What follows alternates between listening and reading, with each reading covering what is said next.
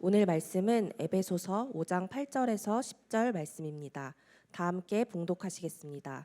너희가 전에는 어둠이더니 이제는 주 안에서 빛이라. 빛의 자녀들처럼 행하라. 빛의 열매는 모든 착함과 의로움과 진실함에 있느니라. 주를 기쁘시게 할 것이 무엇인가 시험하여 보라. 하나님의 말씀입니다.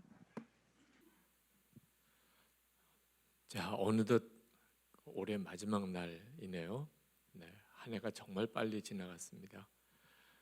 부흥회와 또 함께하는 주일 예배여서 아주 특별한 의미도 있다고 생각이 듭니다. 오늘 주일 예배 말씀은 임재영 목사님이 신촌교회에 부임했을 때 그때 취임 예배, 담임 목사 취임 예배 축사하면서 드렸던 말씀이 목사님 정말 예수님을 잘 믿으세요. 이제 아주 귀하고 좋은 교회 담임 목사님으로 부임하시는데 꼭 드리고 싶은 말씀 하나는 목사님이 예수님을 정말 잘 믿으세요. 그런 말씀을 드렸습니다. 오늘은 우리 신촌교회 교우들에게 정말 예수님을 잘 믿으시라는 그 말씀을 드려야 할 것 같습니다. 하나님이 주시는 마음의 감동입니다. 예수님을 정말 잘 믿는 것, 그게 우리에게는 정말 너무나 중요한 일입니다. 주님께서 교회를 보시는 데는 나름대로 기준이 있으세요. 제가 은퇴한 다음에 여러 교회를 다니면서 보니까 같은 예수님을 믿으시는데 믿음이 다 다르세요. 교회마다 영적 분위기도 다 다르고요. 주님은 어떤 교회를 정말 기뻐하실까? 예수님을 잘 믿으시는 교회를 기뻐하신다는 마음이 듭니다. 그 점이 똑같지가 않으세요. 요한계시록에 보면 7교회가 나옵니다. 다 같은 예수님을 믿으시는 교회예요. 근데 7교회가 다 달라요. 라오디게아 교회라는 교회가 아주 인상 깊은데 그 라오디게아 교회는 아주 부유한 교회였습니다. 우리가 다 바라는 형태의 교회일 수도 있죠. 예배당 건물도 정말 크고 아름답고 교인도 많고 또 사역도 아주 많고 어느 목사님이나 어느 교인이나 자기 교회가 부흥되는 것을 원하죠. 그런 뜻에서 보면 라오디게아 교회는 굉장히 좋은 교회이죠. 근데 예수님이 보시는 것은 달랐어요. 예수님이 라오디게아 교회를 보시는 예수님의 눈에는 라오디게아 교회가 아주 가련하고 곤고하고 가난하고 그리고 눈멀고 헐벗은 교회. 우리 주님은 그렇게 보셨어요. 어떻게 그럴 수가 있죠? 주님은 라오디게아 교회를 뭘 보셔서 그런 거죠? 부유하고 부자인 교회인데 왜 예수님 보시기에는 헐벗고 눈멀고 가난한 교회로 보일까요? 예수님이 그 라오디게아 교회 안에 계실 수가 없었어요. 참 기가 막힌 교회죠. 예수님을 믿는데도 예수님은 교회 안에 계실 수가 없었어요. 요한계시록 3장 20절에 보면 그게 라오디게아 교회를 향하여 하신 말씀입니다. 내가 문 밖에 서서 문을 두드리노니. 예수님은 예배당 문에 들어오실 수가 없었어요. 계속 문 밖에서 문을 두드리고 계셨어요. 누구든지 문을 열면 내가 그에 들어가 그와 더불어 먹고 그는 나로 더불어 먹으리라. 이런 교회가 있더라고요. 교회는 교회인데 예수님이 그 안에 계실 수가 없는 교회. 근데 빌라델비아 교회라는 교회는 아주 가난한 교회였어요.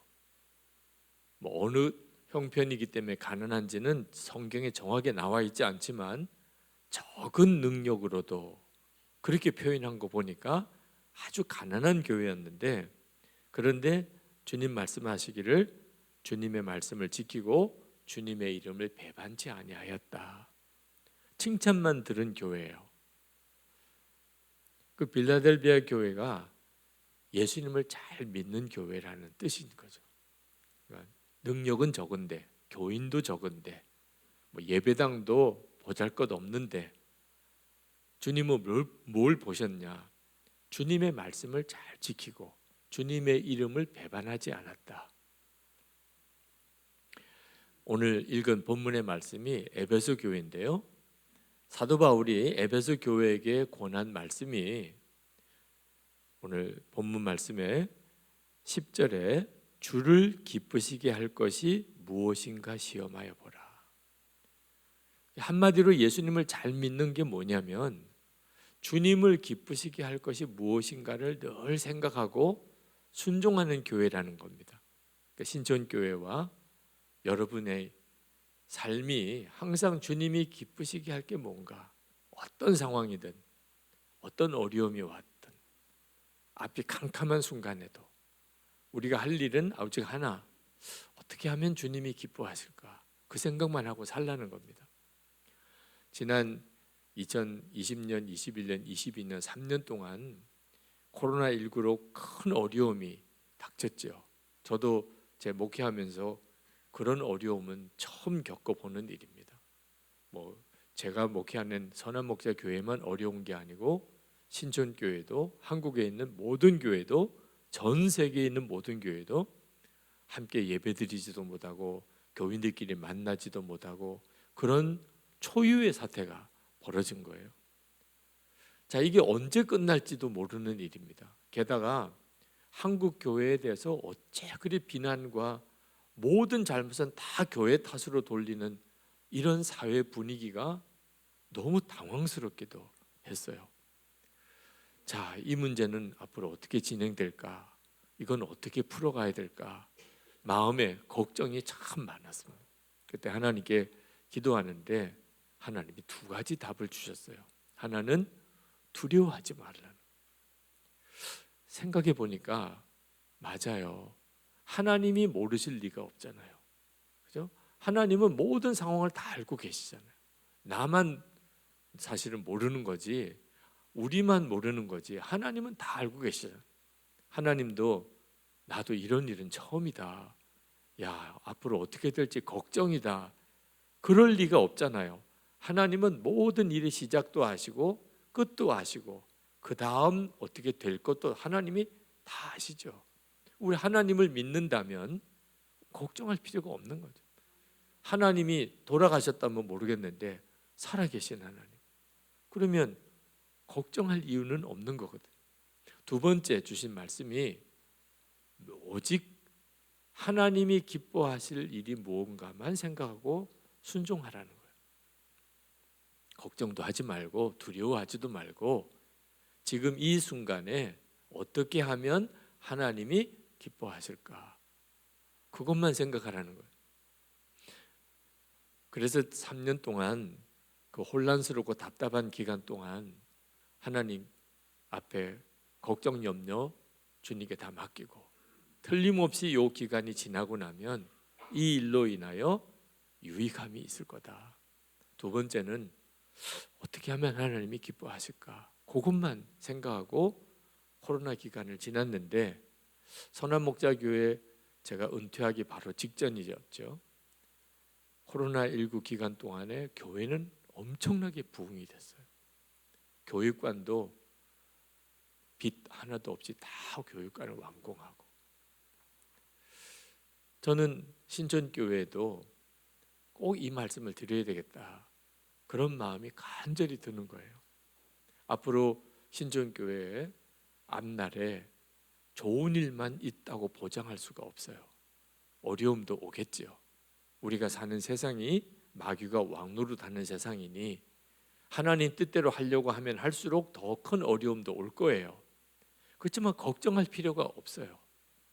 하나님이 모든 걸 다 알고 계시고 결국은 하나님이 주관하시니까, 하나님이 닫으시면 열 자가 없고 하나님이 열면 막을 자가 없거든요. 오직 하나만 하면 돼요. 하나님이 어떤 걸 기뻐하실까? 가정 일도, 교회 일도, 개인 일도 하나님이 어떻게 하면 기뻐하실까? 그 생각만 하고 살면 돼요. 그러면 반드시 간증이 되게 하세요. 어떤 어려움도 어떻게 하면 하나님이 기뻐하실까? 오늘 에베소의 사도 바울이 하신 말씀을 보면 빛의 자녀들처럼 사는 거다. 그렇게 말씀하십니다. 8절 9절에 보면 너희가 전에는 어두움이더니 이제는 주 안에서 빛이라. 빛의 자녀들처럼 행하라. 빛의 열매는 모든 착함과 의로움과 진실함에 있느니라. 그러니까 여러분 어떻게 하면 하나님이 기뻐하시죠? 빛의 자녀처럼 살면 돼요. 그러니까 빛의 자녀처럼 산다는 건 어떻게 하는 거죠? 여러분이 예수님을 영접했기 때문에 하나님의 성전답게 사는 거예요. 그러면 사람들이 보기에 마치 빛을 보는 것 같다는 거예요. 그러니까 하나님의 자녀들, 우리 예수 믿는 성도들은 어디서 살아도 어떤 형편에서도 사람들의 보는 눈에 확 뜨여요. 정말 놀랍다. 야, 어떻게 저렇게 살 수 있지? 야, 정말 대단하다. 그렇게 사람들이 보게 돼 있다는 거예요. 마치 어둠 속에 빛이 탁 켜지면, 그러면 그 느낌 아시죠? 캄캄한데 빛이 탁 켜졌어요. 어두운 밤거리에 누가 환하게 손전등을 탁 비춰줘요. 그때 아시죠? 빛이 딱 느껴지는. 예수 믿는 성도의 존재는 가정에서나 교회에서나 세상에서나 꼭 그렇다는 거예요. 빛의 자녀들처럼. 어떻게 하는 게 빛의 자녀냐? 구체적으로 말씀하셨어요. 3가지를 말씀하셨어요. 모든 착함과 의로움과 진실함이라는. 이게 빛의 열매예요. 그러니까 우리가 세상에 살아가는 동안에 사람들이 우리를 보고 어떻게 느끼도록 사느냐 하면, 어떻게 저렇게 착할 수 있을까? 어떻게 저렇게 의로울 수 있을까? 어떻게 저렇게 진실할 수 있을까? 사람들이 우리를 보면 그렇게 느끼도록 살면 하나님이 너무너무 기뻐하신다. 그리고 하나님이 우리에게 하시고 싶은 놀라운 일들을 행하여 주신다는 거예요. 자, 우리 신천교회에도 빛의 자녀이신 분이 있으시죠? 야, 저분은 어쩌면 저렇게 착하지? 야, 어떻게 저렇게 의로우시지? 어떻게 저렇게 진실하실까? 그런 분 생각나지요? 누구라고는 말 안 하셔도 돼요. 지금 서로 시험 될 수도 있으니까 그냥 마음에 우리 신천교회 교인 중에 빛의 자녀, 그분을 보면 빛을 보는 것 같아. 착하고 의롭고 진실하고 그런 분, 그죠? 아무도 없으세요? 그건 정말 심각한 일이에요. 네, 예수 믿는 성도들이 교회 공동체는 그럴 수가 없어요. 네, 물론 여러분이 다 그러시지만 그 중에서도 유난히 그러신 분이 있잖아요. 지금 생각나는 분이 있죠? 네. 여러분은 어떠세요? 여러분도 그런 사람일까? 우리 교인들이 지금 다 내 생각하고 있겠다. 그렇지, 나지 뭐. 착하고 의롭고 진실하고 나 빼면 누가 있어. 그렇게 생각이 드세요? 날 거야, 틀림없이. 그렇게 자신이 있으세요? 남 찾으려고 할 필요 없이 여러분이 그래야 된다는 거예요. 하여튼 의롭고 착하고 진실하다. 그러면 딱 그 사람이 생각나는데 그게 나여야 한다는 거예요. 여러분 가족, 여러분의 가족들, 자녀들이 엄마 아빠를 생각할 때 우리 엄마 아빠는 다른 건 모르겠는데 진짜 착하고 의롭고 진실하셔. 그렇게 생각할 수 있을까요? 자녀들이? 남편이 아내에게, 아내가 남편에게 그렇게 생각할 수 있을까요? 부모님이, 자녀들이 여러 자녀가 있는데 나를 보면 넌 정말 착하다, 의롭다, 진실하다, 그럴 수 있을까요? 여러분이 이제부터 그렇게 살아보시라는 거예요. 다른 건 진짜 주님께 맡기고, 먹고 입고 사는 거 다 주님께 맡기고, 그건 하나님이 책임져 주신다 그랬으니까 우리가 할 일은 착하고 의롭고 진실하게 모든 순간에 사는 거예요. 여러분 코리텐붐 여사라고 아시죠? 네. 그분이 그 세계 제2차 대전 때 독일군 그 수용소에서 말할 수 없는 고초를 겪었습니다. 네덜란드 사람인데 유대인들을 숨겨준 바람에 그것 때문에 감옥에 들어가서 엄청 고생을 하셨죠. 언니는 감옥에서 죽고 여자로서는 겪을 수 없는 수모와 고통을 겪고, 그리고 그가 전쟁이 끝나고 난 다음에 전 세계를 다니면서 간증도 하면서 큰 부흥을 일으키는 분이에요. 자기를 수용소에서 간수로서 그렇게 괴롭히던 사람, 부흥회 끝나고 기도받으러 나오는 그 간수를 보고 그렇게 갈등하다가 주의 성령께서 그도 축복하라, 용서하고 사랑하라, 그래서 그렇게 된 유명한 일화도 있는 분이죠. 이 코리텐붐 여사가 그렇게 살 수 있었던 배경에는 그 아버지가 계셨어요. 그 코리텐붐 여사의 아버지, 그분이 캐스퍼 텐붐 성도인데 그 아버지가 시계방을 하시는 분이었습니다. 근데 굉장히 경제적으로 어려운 형편에서 시계방을 겨우 운영하던 어느 날 아주 부자한 사람이 시계를 사러 온 거예요. 아주 고급 시계를. 그 시계 하나 팔면 금방 이제 집안의 재정 어려운 문제가 해결될 정도로 그런 고가의 시계를 사겠다고 온 거예요.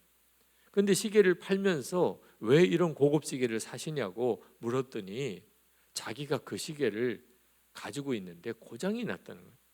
그러니까 아무리 고치려고 애를 써도 고칠 수가 없더래요. 그래서 그냥 새로 사야 되겠다. 그래서 왔다는 거예요. 그때 이 캐스퍼 펜붐 씨가 그 시계를 내가 잠깐 볼 수 있을까요? 그래서 그 시계를 이렇게 보면서 내가 한번 고쳐볼까요? 이렇게 이야기를 하는 거예요. 코리텐붐 여사가 그날 가게에 있었습니다. 속이 뒤집어지는 거예요. 우리 아빠 지금 뭐 하는 거야? 아니 못 고친다고 그러고 빨리 팔지. 그러면 우리 집안의 어려운 문제가 해결됐는데 뭘 고치기는 왜 고치는 거야? 아빠의 실력을 아니까 고칠 수도 있겠다는 생각이 들지만 그래서는 안 되는 게 장사하는 사람의 정서잖아요. 근데 그 시계를 풀어가지고 몇 가지를 이렇게 만지더니 고칠 수가 있다고 그러면서 시계를 고친 거예요. 그래서 고쳤으니까 그냥 쓰시라고. 그분은 얼마나 좋았겠어요. 그래서 고치는 비용만 내고 그냥 갔습니다. 그분이 나가고 난 다음에 이 딸 코리텐붐 여사가 아버지한테 막 해댄 거예요. 아빠 정신이 있어요 없어요? 아니 이런 좋은 기회에 어떻게 그렇게 하세요? 아니 시계 팔면 얼마나 큰 수익을 얻는데 왜 그걸 고쳐주시냐고. 그때 그 아버지가 딸에게 이렇게 이야기를 합니다. 코리야, 돈은 하나님이 필요하면 언제나 우리에게 주실 수 있지 않겠니? 그러나 우리가 최선을 다해서 정직하게 손님을 섬기지 않는다면 하나님이 기뻐하실까? 하나님께서 오늘 우리가 그 손님을 어떻게 대하기를 더 기뻐하셨을까? 고칠 수 있는데도 안 고치고 새 시계를 파는 것을 기뻐하셨을까? 조금만 손보면 고칠 수 있는 것을 고쳐서 손님이 좋아하는 시계를 계속 사용하도록 하는 것을 기뻐하실까? 코리아, 우리 그리스도인은 돈을 벌기 위해 사는 사람이 아니란다. 하나님을 기쁘시게 하기 위해 사는 사람이란다. 그 아버지의 그 믿음이 그 딸에게 그렇게 전해진 거예요. 그래서 기가 막힌 고통스러운 사실 수모의 수용소 생활을 거치면서도 코리텐붐 여사의 마음에는 항상 어떻게 하면 하나님이 기뻐하실까? 그가 자기를 그렇게 고통을 주었던 간수를 용서할 때도 어떻게 하면 하나님이 기뻐하실까? 그 생각만 했다는 거예요. 우리 신촌교회도 성도 여러분들도 이제부터 정말 그 마음 하나 가지고만 한번 살아보세요. 모든 착함과 의로움과 진실함, 사람들이 사실 이렇게 살라 그러면 부담스럽게 생각하지만 그런 사람을 보면 깜짝 놀라요. 야, 진짜 착하구나. 정말 의롭구나. 정말 진실하구나.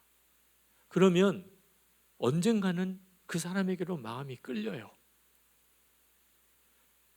예수를 믿고도 세상 불신자와 구분이 안 되는 삶을 사는 성도들도 꽤 있습니다. 그런 사람을 에베소서 5장 11절 12절에서는 이렇게 말씀했어요. 너희는 열매 없는 어두움의 일에 참여하지 말고 도리어 책망하라. 그들이 은밀히 행하는 것들은 말하기도 부끄러운 것들이라. 여기에 보면은 어두움의 일이라는 표현이 나오고 은밀히 행하는 것이라는 표현이 나와요. 이 말이 무슨 뜻이냐면 하나님을 믿지 않는 세상 사람들에게는 아무도 안 보는 그런 순간이 있다는 거예요. 자, 불이 다 꺼졌어요.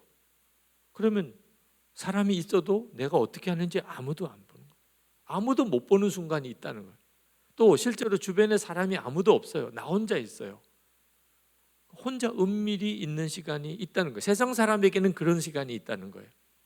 그게 문제인 거예요. 사람이 안 보니까, 아무도 안 보니까, 아무도 모르니까 그때 우리는 어떤 행동을 하지요? 말하기도 부끄러운 행동들을 한다는 거예요. 사람만 모르면, 사람만 안 보면 말하기도 부끄러운 행동을 하는, 그게 세상 사람들이에요. 그런데 예수를 믿는 우리는 절대로 그럴 수가 없어요. 왜냐하면 우리는 아무도 안 보는 시간과 장소가 없어요. 왜? 우리는 하나님의 성전이니까. 예수님이 우리 안에 계시니까. 예수님이 내 안에 계신데 어떻게 사람이 안 보는 자리가 있을 수 있겠어요? 그러니까 예수 믿는 성도가 예수 안 믿는 사람하고 차이가 나는 이유가 뭐냐? 우리는 항상 주님이 나와 함께 계시는 것을 아는 사람이에요. 그래서 우리가 어떻게 살게 되냐면 항상 착하고 의롭고 진실하게 사는 거예요. 이 착하고 의롭고 진실하는 것은 율법이 아니에요. 착해야 된다, 의로워야 된다, 진실해야 된다가 아니에요. 예수님이 나와 함께 계시는 것을 진짜 믿으니까 착하게 살 수밖에 없는 거예요. 의로울 수밖에 없는 거고 진실할 수밖에 없는 거라니까. 그 모습이 세상 사람들에게는 빛이라는 거예요. 그래서 예수 믿는 사람 보면 세상 사람들이 깜짝 놀라는 거예요. 어떻게 저렇게 살지? 그렇게 된다는 거예요. 그런데 안타까운 것은 그런 예수를 믿으면서도 세상 사람과 똑같이 사는 성도들이 있는 거예요. 혹시 오늘 이 시간 여러분들 중에 나도 그렇게 살았는데 그렇게 생각나시는 분들, 그런 분들이 있다는 거예요. 예수를 믿고도 세상 사람들처럼 아무도 안 보는 시간이 있어. 은밀하게 짓는 죄가 있고, 그런 일들을 지난 1년 동안 여러분들의 삶 속에 그렇게 생각이 난다면 성경이 뭐라고 표현하냐면 잠자는 거라고 표현해요. 세상 사람은 죽은 거고 예수를 믿으면서도 세상 사람처럼 사는 사람을 잠자는 사람이라고. 에베소서 5장 14절에 잠자는 자여 깨어서 죽은 자들 가운데서 일어나라. 예수를 믿으면서도 예수님 내 마음에 계시다고 그렇게 알면서도 세상 사람들하고 똑같이 살아요. 세상 사람들도 사람들 보는 앞에서는 그렇게 안 살아요. 사람들 보는 앞에서 노골적으로 죄 짓고 음란한 죄 짓고 더러운 일을 하고 그런 사람 어디 있어요? 다 나름대로 체면이 있고 그리고 자기 자신을 그렇게 사람들의 눈에서 지키려고 하는 마음이야. 본능이죠. 문제는 아무도 안 볼 때, 집에서 가족들만 있을 때 또는 그나마도 혼자 있을 때, 그때가 문제가 된다. 여러분 정신 똑바로 차려야 돼요. 여러분이 지금 내가 이렇게 잠자고 있는 건 아닌가? 그 어떻게 내가 잠자는지 아닌지 알 수 있을까요? 오늘이 2023년 마지막 날이에요. 그런데 1년을 어떻게 지낸 것 같아요? 어제가 1월 1일 같아. 지금 그런 느낌이신 분, 어제가 1월 1일인데 오늘이 12월 31일이에요. 1년 동안 잠잔 거지 뭐. 지금 잠깐 깼어요. 네, 잠자다가 지금 잠깐 깬 거라고. 1월 1일에 잠들었어요. 12월 31일에 깬 거예요. 이거 벌써 31일이네. 1년 동안 뭐 했지? 이런 식으로 사시는 분, 이거 진짜 심각한 문제예요. 자, 오늘 지나면 또 잠들어요. 그래서 언제 또 깨요? 2024년 12월 31일에 다 잠깐 깨요. 그렇게 몇 번 하다가 눈 떠보니까 주님 앞이에요.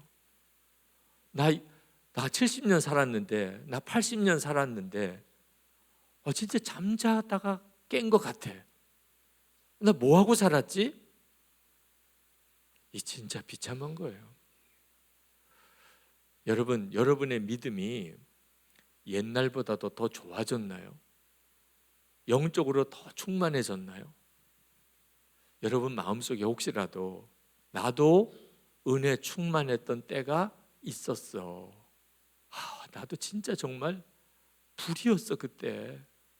그때 진짜 기도 열심히 했고, 그때 진짜 말씀 사모했고, 그때 나 완전히 삶이 뒤집어지는 것 같았던 때가 있었어. 요 진짜 문제가 돼요. 그럼 지금은 어떻다는 거예요? 지금 완전히 가라앉아 가고 있다는 거잖아. 이렇게 주님 앞에 선다니까요. 오죽 답답했으면 잠자는 자여 죽은 자들 가운데서 깨어 일어나라. 더 이상 이런 식으로 살면 안 된다 그 말. 빛의 자녀처럼 사는 건 고사하고 완전히 잠들어서 세상 사람처럼 죽은 자들 가운데 사는 잠잔 자와 똑같이 사는. 에베소서 5장 16절에 세월을 아끼라 때가 악하니라. 이 때가 악하다는 말은 잠든 상태에서 세상 사람과 똑같이 살게 되다가 한순간에 주님 앞에 서게 된다는 거예요. 회개하고 돌이키고 주님 앞에 설 준비를 갖추고 주님 앞에 설 수 있는 시간이 주어질 보장이 없어요. 하는데 주님 앞이에요. 지금 하니까 12월 30일인 것처럼. 어떻게 하면 영적으로 깨어 그렇게 살 수 있을까? 빛의 자녀처럼 살 수 있을까? 이번 부흥회에 여러분에게 드릴 가장 중요한 주제, 예수님, 내 안에 계신 주님을 절대로 건성으로 믿으시지 말라는, 예수님이 내 안에 계시다는 이 엄청난 이 은혜를 여러분이 진짜 붙잡아야 돼요. 에베소서 5장 14절에 그러므로 이르시기를 잠자는 자여 깨어서 죽은 자들 가운데 일어나라. 그리스도께서 너에게 비추이시리라 하셨는데, 빛으로 역사하시는 주님이 지금 우리 안에 와 계세요. 오늘 은혜를 받을까 못 받을까 그건 전혀 우리의 문제가 아니에요. 이미 우리 안에 와 계신데, 송구영신 예배 이제 드리시고 신년을 맞이하시는데 오늘 내가 완전히 새 사람이 될 수 있을까? 당연하지요. 이미 주님은 우리 안에 와 계신. 은혜 못 받으실 분 오늘 여기 한 분도 없으신 거예요. 문제는 그 사실을 진짜 믿을 거냐. 여러분이 빛이신 주님이 여러분 안에 계신 걸 정말 알게 되면 어떤 처지와 형편에서도 여러분은 빛의 자녀답게 살게 돼요. 목사님 아들로 9살 때 근이영양증이라는 근육이 점점 말라 죽어가는 병이에요. 희귀병이고 고칠 수 있는 약이 없어요. 근육이영양증 그 고생하면서 이제 나이가 46살 박신구 형제라는 분이 있습니다. 그분이 지금은 손가락 하나만 움직일 수 있어요. 이 손가락 하나 움직이는 것으로 키보드를 작성해서 예수 동행 일기를 쓰고 계세요. 네이버 블로그에 그분의 일기가 매일 올라가요. 그 일기가 기가 막히고, 아니 이런 사람은 사는 의미가 뭘까? 아무것도 못해 누워서 목에 기도 삭관을 해서 죽도 넣어주고 말도 못하고, 그리고 할 수 있는 것이라고는 손가락 하나 쓸 수 있는데 그걸로 매일매일 일기를 쓰는 거예요. 2020년 12월 25일 일기입니다. 감정이 요동치고 마음이 무너질 때 예수님 바라보기가 쉽지 않다. 그럴 땐 말씀도 안 보인다. 그러나 내 안에 오신 예수님은 기다려주시고 내 마음을 만져주신다. 실패했지만 예수님 부르고 그분 바라보는 예수 동행은 포기할 수 없다. 예수님이 필요하다는 걸 절감하는 경험이라 생각하고 더 절실한 마음으로 예수, 나의 주 부르리라. 2021년 9월 13일 일기입니다. 사람들이 나를 보면 맨날 기도하는데 넌 왜 계속 아프냐고, 왜 그렇게 고생하고 사느냐고 생각할지 모른다. 나도 그렇게 생각하고 불만을 가진 적이 있었다. 표면적으로는 기도해도 달라진 게 하나도 없어 보이고 오히려 더 악화된 것만 보인다. 작년에는 맹장염으로 큰 수술도 하고 중환자실에서 고생하고 멀쩡한 목에 구멍을 내서 관을 꽂아 먹지도 말하지도 못하게 됐으니 기도해도 소용없구나 싶었다. 그러나 예수님과 동행하면서 비로소 깨닫고 눈이 떠졌다. 어려움이 사라지고 질병이 낫고 소원이 이루어지는 것만이 기도의 효력이 아니었다. 그 일을 통해서 하나님을 만나고 예수님과 동행하고 믿음의 눈을 뜨고 고난도 감사하게 된다면 그것도 기도의 응답이라는 것을 고백하게 됐다. 항상 기뻐하고 범사에 감사하고 예수 동행하게 되는 것이 진짜 응답이다. 물론 오늘처럼 기도한 대로 응답해 주시는 경험을 하기도 한다. 내게 기도하는 것 이상의 응답을 주신다는 약속이라고 생각이 된다. 할렐루야. 박신구 형제는 그냥 그거밖에 없어요. 매일 주님 생각하며 자기 안에서 역사하시고 깨닫게 하시고 말씀하시는 주님, 그것을 그냥 기록을 하는 거예요. 근데 그 일기가 멀쩡한 사람들 심령을 깨우쳐요. 그분이 살아있는 존재의 이유가 뭘까? 왜 하나님이 이 박신구 형제를 벌써 죽을 거라고 의사들은 했는데 아직 46이 되어서 지금도 계속해서 동행일기를 쓰고 그렇게 알리게 하셨을까? 사람들의 영혼을 일깨우는 거예요. 박신구 형제 보면서 에녹 생각이 나더라고. 성경에 나오는 에녹. 성경을 아무리 읽어봐도요, 에녹은 예수님과 하나님과 동행했다는 것 외에는 아무것도 기록이 안 나요. 하나님과 동행하다가 하나님이 그냥 불러서 천국으로 바로 데려가셨다. 박신구 형제도 계속 하나님과 동행하고 있는, 에녹이나 박신구 형제나 뭐가 다를 게 있나? 큰 어떤 일, 뭐 엄청난 일을 해야 하나님이 기뻐하신 거 아니에요.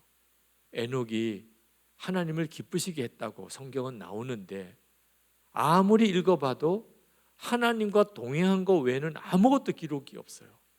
아, 하나님과 동행하는 것이 하나님을 기쁘시게 하는 거구나. 여러분도 이제 하나님을 기쁘시게 하는 삶은 늘 주님 생각하고 늘 주님 바라보고 주님이 뭐 기뻐하실까? 그 생각만 하고 깨닫게 되면 순종하고, 그렇게만 살아보시라니까요. 유기성 목사는 형편이 좋아서 24시간 예수님 바라보라고 하는 거지, 우리처럼 어려워져 봐, 그런 말 못할 거야, 그렇게 말하시는 분이 있었대요. 누군지는 저는 몰라요. 말을 전해줘서 들었어요. 근데 그분은 제가 보기에 아마 형편이 좋아 보였나 봐요. 근데 형편이 좋은 사람은요 24시간 예수님 바라보지 못해요. 희한한 일이에요. 형편이 좋은 사람은요 자꾸 한눈을 팔게 돼요. 24시간 예수님 바라보는 사람은 어떤 사람인가? 예수님 외에는 의지할 데가 없는 사람, 주님 밖에는 붙잡을 데가 없는 사람, 그런 사람만 예수님 바라보게 돼요.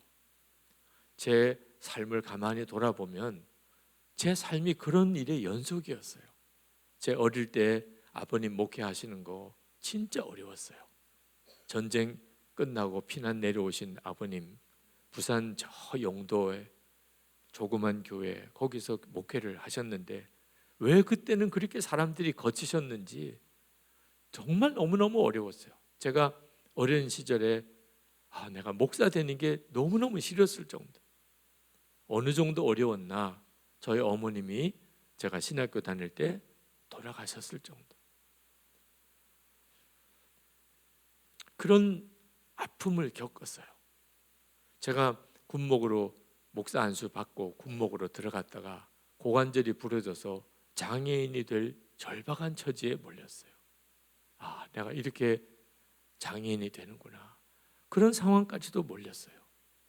그러니 군목 인관을 못하고 그리고 집으로 돌아왔는데 목발을 짚고 쩔뚝거리면서도 목사니까 어느 교회 가서라도 사역을 해야 되잖아요. 근데 목발 짚고 쩔뚝거리는 목사를 써주는 교회가 없는 거예요. 하나님, 그래도 하나님이 저를 종으로 부르셨다면 어디 교회 가서 일을 하게 해줘야 되잖아요. 3개월 동안 하나님 앞에, 하나님 진짜 살아계시면 나를 종으로 부르셨다면 나를 써줄 교회로 보내주세요. 3개월 동안 언제 끝날지도 모를 기도만 그렇게 했었던 때가 있었어요. 제가 인관에서 군인병원에서 3번이나 수술을 받았었어요.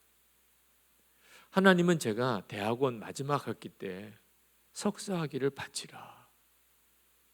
그래서 저는 대학원 졸업도 못했어요.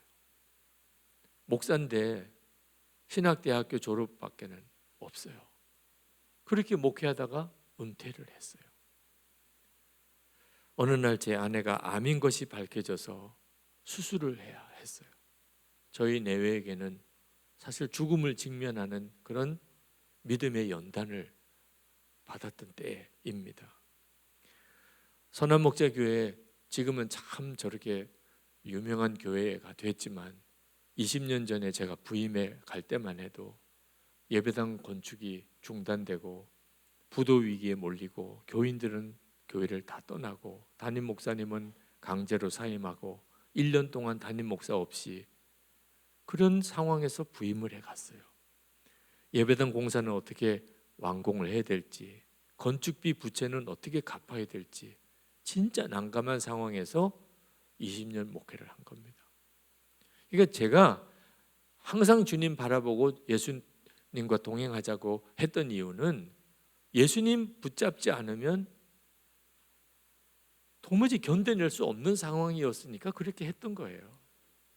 그런데 너무너무 감사한 것은 그렇게 쉽지 않은 삶의 연속이었지만 항상 힘들다, 괴롭다, 죽겠다, 못하겠다 그렇게 안 하고, 이때는 어떻게 하면 주님이 기뻐하실까?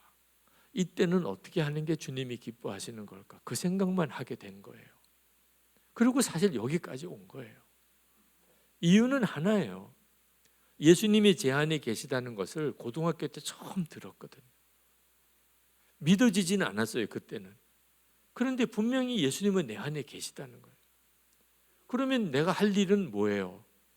주님 내 안에 계신데 주님이 기뻐하실 일이 뭘까? 그것만 생각하는 거죠. 주님이 기뻐하실 게 뭘까? 주님은 어떻게 하면 기뻐하실까? 그러고 보니까 하나님이 저를 여기까지 이끄셨더라고요. 그래서 예수 동의 일기를 쓰도록 교인에게 그렇게 권하기 시작한 거예요. 예수님 여러분 안에 계십니다. 그 주님과 동행하는 삶을 매일 살아보세요. 매일 그걸 기록해 보세요. 그리고 매일 그걸 서로 나누면서 끝까지 그렇게 살아보세요. 너무너무 감사한 것은 제 마음이 바뀐 거예요. 마음이 달라지더라고요. 예수님의 마음에 계신 걸 진짜 믿으니까 마음이 바뀌어요. 빌립보서 2장 12절에 그러므로 나의 사랑하는 자들아 너희가 나 있을 때뿐 아니라 지금 더욱 나 없을 때에도 항상 복종하여 두렵고 떨림으로 너희 구원을 이루라. 항상 두렵고 떨리는 마음으로 너희 구원을 이루라. 늘 주님이 저와 함께 계시다는 것을 생각하고 사니까 제가 아주 어려운 목회를 할 때나 그래도 교회가 많이 이제 성장했을 때나 제 마음에 항상 두렵고 떨리는 마음으로 주님을 바라보는 마음이 계속 지켜지더라. 그냥 소원은 하나밖에 없어요. 주님을 더 알고 싶은 거. 주님을 더 알고 싶은 거. 그 기쁨이 얼마나 큰지. 제가 저희 딸 둘이 있는데 물려주고 싶은 것은 그거 하나예요. 실제로 주님과 동행하는 삶을 사는 거. 밤에 잠을 잘 때 꿈속에서라도 주님을 만나고 싶은, 아침에 눈을 뜨고 밤에 잘 때까지 늘 주님이 저와 함께 계시다는 거, 그거 기억하고, 그리고 늘 주님이 원하시는 게 뭘까 그 생각만 하며 살다가 주님이 하라는 일 순종하며, 그러다가 주님이 어느 순간에 이제는 오너라, 그럴 때 기쁨으로 주님께 달려가는, 세상에 이보다도 더 좋은 일이 어디 있어요. 그냥 그렇게 살려고만 했는데 하나하나가 다 주님의 역사가 일어나는 거예요. 근데 이 은혜가 저에게만 주어진 은혜가 아니라는 거예요. 여러분에게, 여러분 모두에게 주어진 은혜예요. 특히 우리 신촌교회는 더 그렇습니다. 여러분도 지난 우리 임재웅 목사님 부임하시고 나는 죽고 예수로 사는 십자가의 복음을 배웠을 거고, 예수님과 동행하자고 일기도 써보자고 그런 도전도 받으셨을 거예요. 제가 전에 듣기만 했지만 그동안에 예수 동행 일기를 쓰는 과정에서 좀 뒤집어지고 엎어지고 이런 일들도 있었다고 들었어요. 네. 근데 여러분, 그게 바로 기초를 다지는 기간이에요. 기초를. 누구나 다 주님과 동행하는 훈련을 받는 과정에 뒤집어지고 엎어져요. 근데 우리 선한목자교회뿐만 아니고 신촌교회도 이미 거의 동일한 과정을 밟으셨잖아요. 어느 교회나 사실 이런 분위기가 되지 않아요. 이 기회를 놓치지 않으셔야 돼요. 이제 진짜 주님과 동행하면서 주님이 기뻐하시는 일만 하자. 개인적으로든 교회적으로든 그렇게 한번 해보세요. 그러면 개인 간증이 나오고 교회 간증이 나와요. 한 번은 선한목자교회 부목사님들이 수련회를 같이 갔습니다. 그 수련회에 우리가 기도 제목이 어떻게 하면 목회 잘하나, 어떻게 하면 교구 성도들을 잘 목양할까. 근데 기도 중에 하나님이 주시는 마음이 뭐였냐면, 교인들에게 예수님과 동행하는 목사 부부가 있음을 알게 하라. 그게 그날 주신 답이에요. 설교 잘하는 거, 뭐 상담 잘하는 거, 신방 잘하는 거 다 좋은데, 내가 맡고 있는 교구 교인들이 예수님과 동행하는 사람 나 알아. 누군데? 우리 교구 담당 목사님이셔. 그 목사님과 사모님은 진짜 예수님과 동행하시는 분이셔. 그거 하나는 분명하게 알게 해주라. 이보다도 더 큰 복이 없다는 거예요. 아, 그렇게 하면 되는 거구나. 그냥 예수님과 동행하는 그런 목사 부부가 되기만 하면, 그걸 교인들이 알기만 하면, 그러면 이보다도 더 큰 힘이 되는 일이 없구나. 여러분도 마찬가지예요. 여러분 가족들에게, 일가 친척들에게, 여러분 같은 교인들에게, 직장 동료에게 예수님과 지금도 동행하는 사람 있어? 있어. 나 알아. 누군데? 그 신촌교회 다니는 그 아무개 집사 있지. 그 사람이 그런 사람이야. 할렐루야. 그렇게 되기만 하면 돼요.